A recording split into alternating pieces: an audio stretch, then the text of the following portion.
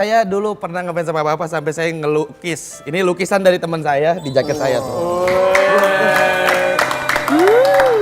Ini kok jadi kayak ambil kesempatan gitu ya?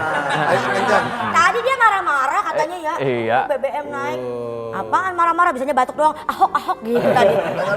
Wih.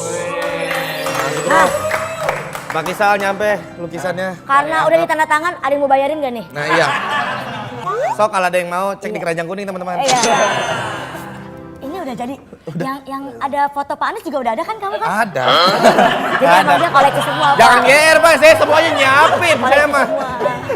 Saya kan gitu. Saya mah setiap ada apa namanya bintang tamu semuanya saya siapin. Iya. Kemarin foto di Nah, wallpaper, betul. sekarang lukisan, ntar ditato gitu. Pokoknya saya siapin karena saya emang mau melakukan apa yang pejabat lakukan. Apa sih? Menjilat. Iya.